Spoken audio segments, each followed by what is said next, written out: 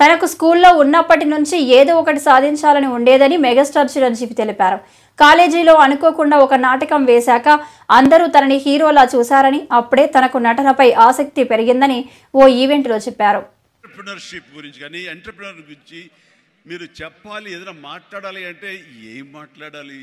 ఎంటర్‌ప్రెన్యూర్‌కి proper spelling కూడా తెలియదు నాకు. ఏం మాట్లాడాలి, ఎలా చేయాలి దీని గురించి అంటే నాకు తెలియదు. నాకు అప్పుడు అనిపించింది, ఒక మనిషి అభివృద్ధిలోకి రావటానికి ఈ ఎంటర్‌ప్రెన్యూర్‌షిప్ గురించి మన పెద్ద పెద్ద ఎడ్యుకేషనిస్టులు ఏమైతే నిర్వహిస్తాయో, ఏమైతే చెబుతాయో అవన్నీ కూడా మన కాలేజీకి వెళ్లకుండా బహుశా నేర్చుకున్నామేమో, అవి మన అంతరంతరాల్లో ఉండి మనల్ని ప్రాంప్ట్ చేసినేమో. కాబట్టే అంచెలంచెలుగా మనం ఈ స్టేజ్కి చేరుకున్నాము. అంటే నేను ఒక నోవేర్ నుంచి ఈ రోజున సమ్వేర్కి ఈ రోజున వచ్చానంటే కనుక బహుశా అవన్నీ కూడా నాలో అండర్ కరెంట్గా ఉండి నన్ను ప్రాంప్ట్ చేస్తూ, నన్ను ఎంకరేజ్ చేస్తూ, నన్ను సరైన మార్గంలో నడపబట్టి ఈరోజు ఈ స్టేజ్కి వచ్చానేమో. కాబట్టి నా గురించి, నా ఎదుగుదల గురించి, నేను ఎవాల్వ్ అయిన విధానం గురించి, నన్ను నేను మలుచుకున్న విధానం బట్టి, ఆయా ప్రతికూల పరిస్థితిలో ఎలాగ నేను దాన్ని నాకు అనుకూలంగా చేసుకుని, నాకు అనుకూల పరిస్థితి చేసుకుని ఎలా ఎదుగుతూ వచ్చాను అనేది ఈ రోజున మీతో నేను చెప్పుకోగలిగితే, మీరందరూ చదువుకున్న వాళ్ళు కాబట్టి ఈ యొక్క ఎంటర్‌ప్రెన్యూర్‌షిప్లో, ఈ బిజినెస్లో, ఈ కార్పొరేట్లో ఏమేమి చెబుతారో వాటి మీరు అన్వయించుకోవచ్చు. అందులో ఈరోజు నా గురించి నేను చెప్పుకోవాల్సి వస్తే కనుక ఒక సాదాసీదాగా ఒక లో మిడిల్ క్లాస్ ఫ్యామిలీ నుంచి ప్రారంభించిన వాడిని ఈరోజు కొత్తగా నేను చెప్పాల్సిన అవసరం లేదు. కానీ ఇదివరకు గతంలో ఎవరితో షేర్ చేసుకోలేనటువంటి కొన్ని విషయాలు, అది ఈ రోజున ఫోటోగ్రాఫర్ ప్లీజ్ కూర్చోండి. ఆల్ ద 3 కానిస్టేబుల్ గారు ప్లీజ్, థ్యాంక్ యూ. వాళ్ళందరూ ఏమండి మీరు అడ్డొస్తారు, మీరు కిందకి వెళ్ళిపోండి, ఓకే ప్లీజ్, అటు అడ్డులేకండి, థ్యాంక్ యూ. సో నేను ఎలాగొచ్చాను, ఏమిటి నా మైండ్ సెట్ ఎలా ఉండింది, ఎప్పటికప్పుడు అది మార్చుకుంటూ ఎలాగ నేను ఎవాల్వ్ అయ్యాను అనేది ఈ రోజున మీతో నేను షేర్ చేసుకుంటే అది చాలామందికి ఆలోచింపజేస్తుంది, ఆచరించేలా చేస్తుంది. అది ఆమోదం అయితే కనుక అది వినియోగించుకునేలాగా కూడా చేస్తుందని నేను ఆశిస్తున్నాను. అండ్ నాకు చిన్నప్పుడు స్కూల్లో చేరినప్పుడు 7th 8th క్లాసుల్లో నాకు ఇంట్రెస్ట్ అనేది ఏమిటి అని అన్ని ఏదో ఒకటి సాధించాలి, ఏదో ఒకటి ఉండాలని ఉండేది. గేమ్స్ అనేది, ఆట అనేది ఎవరికి ఇష్టం ఉండదండి. చదువు అంటే కష్టం కానీ ఆట ఎవరికి ఇష్టం ఉండదు. సో చదువు వైపు తప్పనిసరిగా వెళుతున్నాం కానీ నా మనసు ఆటల వైపు అని. అప్పుడు బాల్ బ్యాడ్మింటన్ ఉండేది, ఎల్లో బాల్ ఇలా ఉండేది.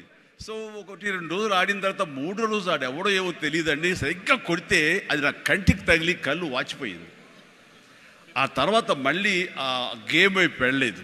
సరే వాలీబాల్ ఆడదాం కదా అంటే వాలీబాల్ ఆ అవతల షాట్ ఎగిరి కొట్టినప్పుడు నేను ఫింగర్స్తో టచ్ చేశాను. ఇలా టచ్ చేస్తుంది, ఫింగర్తో టచ్ చేస్తే మొత్తం ఏళ్ళు వంగిపోయినాయి. ఆ ఆట అంటే భయం వేసింది. క్రికెట్ అంటే ఆడెవడో మన బాల్ తీసుకొచ్చి నా బొట్టనవేలు మీద కొట్టాడు, బొట్టనవేలు వాసిపోయింది. ఏంటి మన గేమ్స్ అచ్చొచ్చేలా కనపట్లేదు, నెక్స్ట్ ఇది కాదులే అనుకున్నాగా ఎన్సీసీ అనేది, నేను ఎక్స్ట్రా క్యారిక్యులర్ యాక్టివిటీస్లో పార్టిసిపేట్ చేయాలని నాకు ఎన్సీసీ కనిపించింది. ఎన్సీసీలో ఒక క్రమశిక్షణ వస్తుంది అండ్ ఎక్సర్సైజ్ ఉంటుంది, డిసిప్లిన్గా మనం ఇది అన్వయించుకోవచ్చు, అలవర్చుకోవచ్చు అనే ఉద్దేశం దాంతో చేరిన నాకు కాలేజీ డేస్లో బీకామ్ చదువుతుండగా ఫస్ట్ ఇయర్లో ఒక క్యాడెట్ ఆఫ్ ఎన్సీసీ, నేవీ ఎన్సీసీలో నేను చేరినప్పుడు ఒక క్యాడెట్గా చేరాను. నెక్స్ట్ ఇయర్ పెటీ ఆఫీసర్ అయ్యాను. ఆ తర్వాత క్యాడెట్ కెప్టెన్ అయ్యాను. ఆ తర్వాత సీనియర్ క్యాడెట్ కెప్టెన్ని 3rd ఇయర్లో అయ్యాను. అవ్వటమే కాదు, ఈ ఇంటర్నేషనల్గా నేషనల్ వైడ్గా జరిగేటటువంటి మన ఆర్డీసీ క్యాంప్ రిపబ్లిక్ డే సెలబ్రేషన్స్లో మా రాష్ట్రపతి రోడ్డు మీద నేను మన సైన్యంతో పాటు నేను కూడా కవాతు చేయడం జరిగింది. వాట్ వండర్ఫుల్ ఎక్స్పీరియన్స్ అంటే, ఓ పక్క నుంచి ప్రధానమంత్రి గారు, పక్కన ఇందిరాగాంధీ గారు అప్పట్లో అండ్ ప్రెసిడెంట్ వాళ్ళందరూ ఉన్నప్పుడు వాళ్ళు నడుస్తుంటే ఇది కదా మనం సాధించామంటే ఎస్ అనుకునేవాడిని. 9 క్లౌడ్లో ఉండేవాడిని అన్నమాట. క్లౌడ్ 9లో నేను ఆ రకంగా చేసినప్పుడు ఎన్సీసీలో సాధించేశాను అనుకున్నవాడిని. ఆ తర్వాత నెక్స్ట్ ఏంటి అంటే నాకు దారి కనపడలేదు. మహా అయితే కనుక ఒక సబ్ లెఫ్టినెంట్ గానో మళ్ళీ నేవీలోనో పడవల్లోనో ప్రయాణం చేయాలి, షిప్పులో. అది కాదు, something else is bothering me. ఏం చేయాలి అని అనుకుంటుండగా నాకు అనిపించింది కాలేజీలో అనుకోకుండా ఒక డ్రామా వేశాను. ఆ డ్రామా పేరు రాజీనామాలో నాకు బెస్ట్ యాక్టర్ వచ్చేసింది. వెంటనే ఆ ఫోటోగ్రాఫ్ ప్రింట్ చేసి మా కాలేజీ మ్యాగజైన్లో వేసిస్తారు. అండ్ అక్కడి నుంచి ఎక్కడికి వెళ్తున్నా సరే అమ్మాయిల దగ్గర నుంచి తోటి వాళ్ళ దగ్గర నుంచి నన్ను హీరోలాగా చూస్తుంటే అబ్బా రాత్రి డ్రామా చూసాము, ఆ చైర్మన్ పాత్రలు అదరగొట్టేసాము, చాలా బాగుంది అంటుంటే అప్పటిదాకా ఎవరు నన్ను అలాగ చూడని వాళ్ళు ప్రతి ఒక్కరి నడుచుకుంటూ వెళ్తుంటే సైకిల్ మీద వెళ్తుంటే నన్ను అలాగ చూస్తారు. ఆ చూపులో అందమైన అమ్మాయిలు అలా ఇంకా చూస్తుంటే ఇంకా ఖుషిగా అనిపించేది. వావ్, అది ఎంత ఎంకరేజింగ్గా ఉండేదంటే ఎస్ నా ఫ్యూచర్ యాక్టింగ్ అయితే ఎలా ఉంటుంది అన్నది అక్కడ సీడ్ పడింది. అక్కడి నుంచి నా ఇంట్రెస్ట్ డెవలప్ అయింది. అక్కడి నుంచి సినిమాలు చూడటం, సినిమా మీద దృష్టి పెట్టడం జరిగింది. డిగ్రీ అయిపోగానే ఏం చేయాలి అని నాన్నగారితో వాళ్ళతో డిస్కషన్ వచ్చినప్పుడు నేను మెడ్రాస్ వెళ్ళి సినిమా యాక్టర్ని అవుతాను అనగానే నాన్నగారికి సినిమాల మీద మక్కువ ఉంది.